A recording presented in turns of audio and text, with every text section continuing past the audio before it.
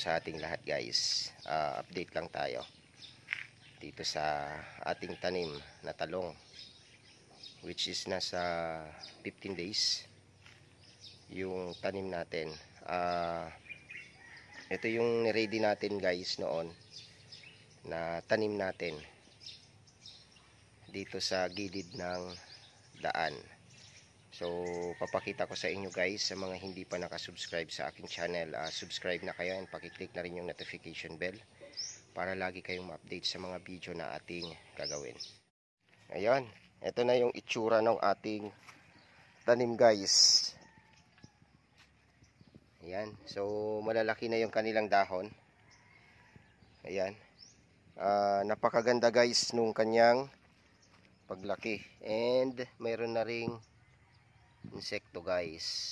Ayan, so after 3 days guys, nag-drench tayo dito ng Nitrabor. Yung ginawa natin, yung isang lata ng sardinas, yung maliit lang guys, tinunaw lang natin sa isang timbang tubig, 16 liters. Then after 3 days ulit guys, nag-abono tayo ulit ng Nitrabor ulit guys. Ganun pa rin yung ginawa natin, tinunaw pa rin natin sa tubig na 16 liters. Then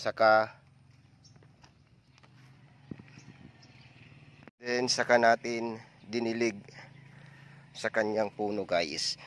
Ayan, nagpo-pruning na rin tayo guys para bawas dun sa magko-consume ng kanyang pagkain.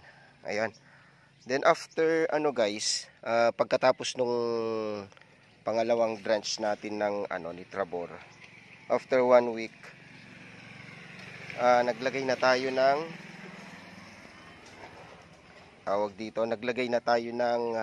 Unique 16. So ang ginawa lang natin guys, nilagay lang natin dito sa kanyang gilid. Ayan guys, patunaw pa lang yung pero okay na yan. Kinain na ng yan guys, ng ating tanim. So yun, napakaganda nung guys, nung bulas nung ating tanim. Yan. Ayan guys, ang ganda. Yun. Ayan, dinadamuhan na rin natin yung mga damo dito sa gilid guys.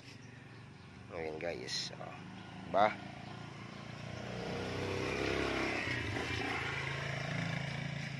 Tinatanggal na natin yung mga dahon na pangit guys, para bawas dun sa magko-consume ng kanyang pagkain. So yun, may mga insekto na rin na pailan-ilan guys. Ayan so mag-spray tayo mamayang gabi guys ng Perfectation. Ayan, so yun lang yung update dito sa ating tanim. Soon i-update namin kayo ulit guys kung ano yung magiging result ng ating tanim na talong guys. Ayan, so yun lang guys. Sa mga hindi pa nakasubscribe sa aking channel, subscribe na kayo, makiklick na rin po yung notification bell para lagi po kayong ma-update sa mga video na ating gagawin. Maraming salamat po sa inyong lahat guys.